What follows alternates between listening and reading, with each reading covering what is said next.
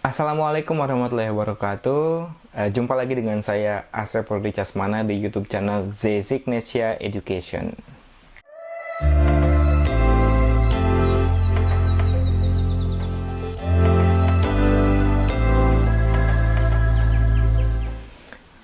Oke, terima kasih kepada teman-teman para subscriber dari YouTube channel Zezignesia Education. Terima kasih atas supportnya. Saya sangat senang sekali kepada teman-teman telah memberikan dukungan penuh ya kepada channel kami untuk bisa memberikan hal-hal yang positif tentang seputar pendidikan. Nah, di video kali ini adalah masih rangkaian series dari beasiswa LPDP ya, beasiswa luar negeri. Nah, di sini saya ingin berbagi pengalaman pribadi ya tentang amalan-amalan apa saja sih yang dilakukan gitu kan selama persiapan untuk memperoleh beasiswa LPDP ini. Nah, namun sebelumnya saya mohon maaf, ini bukan berarti untuk menyombongkan diri, saya bukan berarti orang yang sangat sempurna gitu ya dalam mengamalkan hal-hal ini, dan ini juga bukan hal yang benar-benar setiap waktu saya laksanakan, karena terkadang saya juga ada hal-hal yang buat saya bolong-bolong gitu dalam hal melaksanakan, tapi saya berusaha untuk istiqomah gitu dalam mengerjakan hal ini. Ini saya peroleh dari orang tua saya gitu ya, ketika mempersiapkan segala sesuatu atau ketika kita punya hajat gitu kan, harus ada beberapa hal yang di luar dari usaha yang kita laksanakan. Tentu ada doa seperti itu. Nah, ini adalah beberapa hal yang bisa mungkin teman-teman laksanakan gitu ya untuk mempersiapkan beasiswa ini. Yang pertama tentu adalah niat dan juga ridho dari orang tua. Ini sangat penting teman-teman.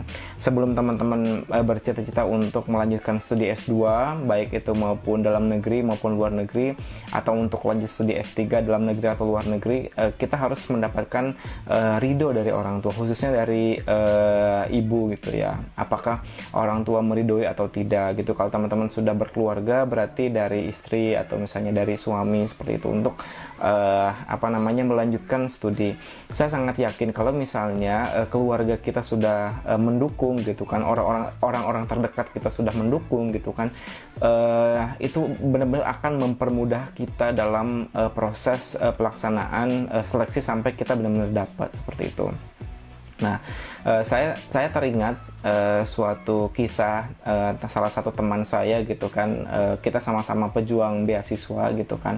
Cuman teman saya ini tidak berhasil karena orang tuanya tidak mendukung, teman-teman. Jadi saya ingat banget dulu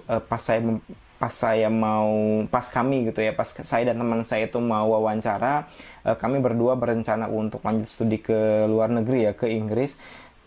Pada saat mau selesai wawancara, dia ditelepon sama orang tuanya, segera pulang ke kampung halamannya karena kamu sudah pasti tidak akan lulus dapat beasiswa tersebut. Orang tuanya cuma bilang kayak gitu, apalagi studi ke luar negeri, karena orang tuanya tidak mengizinkan, teman-teman gitu. Jadi ya bisa kebayangkan ketika kita mau wawancara, dapat telepon dari siangnya mau wawancara, pagi-paginya pas kita mau berangkat ke lokasi dapat telepon seperti dari orang tua, dari ayahnya kalau tidak salah ya waktu itu.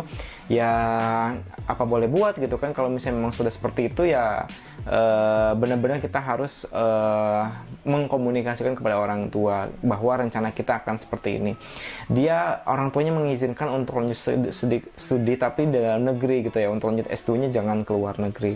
Jadi benar-benar yang pertama itu adalah ridho dari kedua orang tua. Nah, selain dari ridho kedua orang tua, selain kita ibadah sholat yang 5 waktu gitu ya teman-teman, bagi yang non muslim mungkin bisa menyesuaikan sesuai dengan ibadah sunnah yang lainnya. Nah, kita juga harus melaksanakan beberapa ibadah yang lainnya.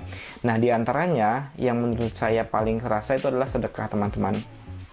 Nah, eh, saya berpikir seperti ini gitu kan, bahwa kita yang namanya beasiswa itu kan akan diberi ya, kita akan mendapatkan biaya yang sangat banyak yang akan kita terima seperti itu.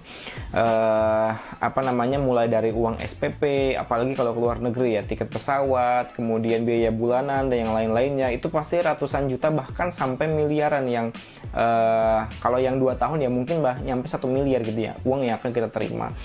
Nah, tentu mungkin teman-teman ingat ya bahwa konsep sedekah itu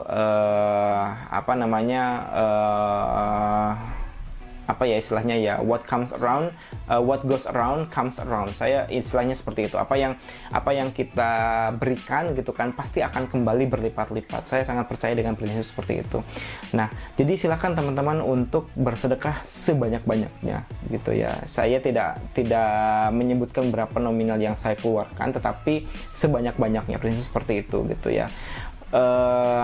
Istilah banyak itu tiap orang beda-beda gitu ya, tiap orang beda-beda, indikator dari banyak menurut saya sama menurut teman-teman beda, tapi silahkan lakukan berbeda pada saat menjelang ujian, tetapi kita tetap rutin memberikan gitu kan, entah itu bulanan atau misalnya kita dalam mingguan kita memberikan kepada siapa gitu, kita tetap memberikan sedekahnya seperti itu teman-teman, karena perlu diingat bahwa ya apa yang akan kita terima itu sangat banyak, jadi kita juga harus memberikan banyak gitu. Nah, selain bersedekah, teman-teman banyak membantu orang lain ya, kita banyak membantu sesama, juga kita melaksanakan ibadah sholat malam teman-teman, sholat tahajud, kemudian sholat duha seperti itu ya. Jadi sholat sunat yang lainnya benar-benar satu tujuan kita, fokus gitu kan, luruskan niatnya bahwa kita ingin lanjut studi ke luar negeri, ingin menimba ilmu, kemudian mudahkanlah proses ini gitu. Jadi dirutinkan tuh sholat tahajud, kemudian sholat duhanya gitu kan, apapun rintangannya gitu ya, apapun rintangannya benar-benar dua sholat sunat itu benar-benar yang membantu saya supaya saya bisa lebih tenang ya, supaya lebih tenang ketika ketika melaksanakan suatu prosesnya, ketika melaksanakan suatu tesnya gitu kan. Jadi itulah yang membuat kita bisa menjadi lebih mudah gitu dalam pelaksanaannya.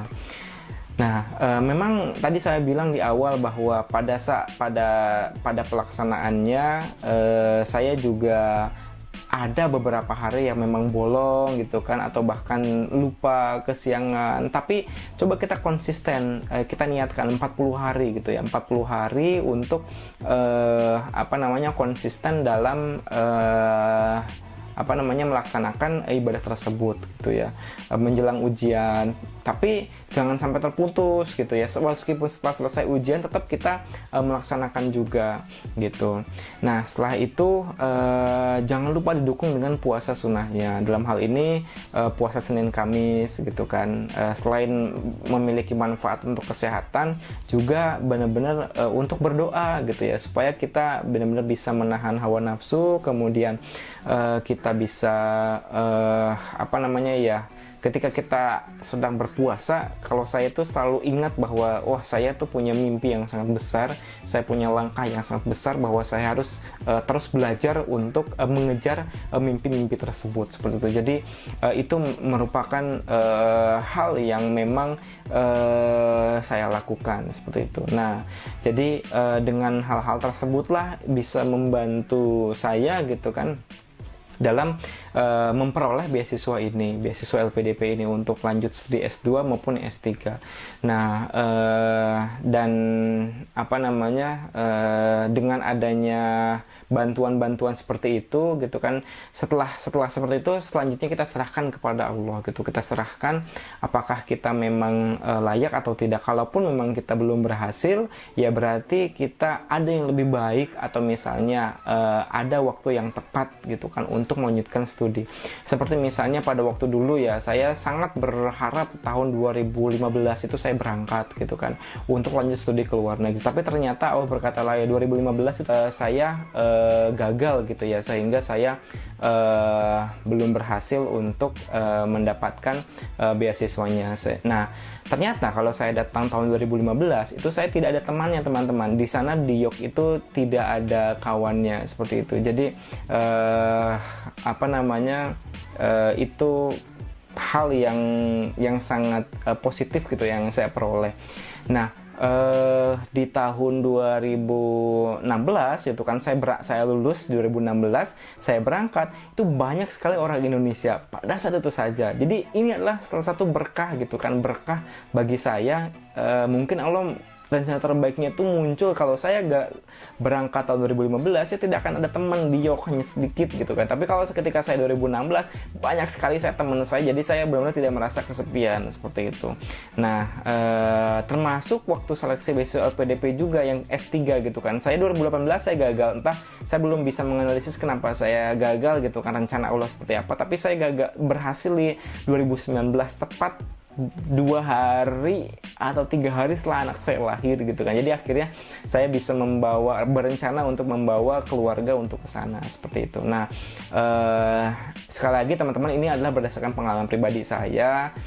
Pengalaman pribadi saya ketika saya mendapatkan beasiswa LPDP ini. Mungkin teman-teman juga memiliki versi sendiri seperti apa. Yang pasti tetap usaha dan doa itu harus yang paling utama. Jangan sampai kita terus berusaha tapi kita lupa berdoa. Jangan sampai kita berdoa terus tapi juga kita lupa terhadap usaha kerja keras yang harus kita lakukan gitu. Jadi teman-teman harus benar-benar mempersiapkan diri bagaimana untuk meraih beasiswa LPDP tersebut seperti itu. Jadi sekali lagi, kalau dirangkum, yang pertama luruskan niat dan minta doa restu kepada kedua orang tua, keluarga terdekat gitu kan. Lalu berikutnya sedekah yang banyak, silahkan indikator banyaknya terserah teman-teman. Lalu yang berikutnya ibadah malam ya, salat tahajud dan salat duha, kemudian puasa Senin Kamis seperti itu. Jadi itu merupakan beberapa hal. Oh iya, saya lupa ada tambahannya lagi, sholawat 1000 kali ya teman-teman setiap hari. Jadi kita sholawatin sambil saya lihat logo kampusnya biasanya gitu kan. Jadi kita sholawatin 1000 kali dalam setiap hari gitu ya. 1000 kali dalam setiap hari, sambil membayangkan betapa indahnya ketika kita di sana. Nah, selama berdoa tersebut muncullah pikiran-pikiran positif kita supaya kita semangat untuk belajar. Jadi saya dapat pengalaman bahwa dengan berdoa itu membawa kita menjadi lebih semangat ketika kita belajar seperti itu. Nah, itulah beberapa amalan-amalan yang mungkin bisa teman-teman laksanakan agar teman-teman sukses untuk meraih beasiswa LPDP. Oke, terima kasih. Assalamualaikum warahmatullahi wabarakatuh.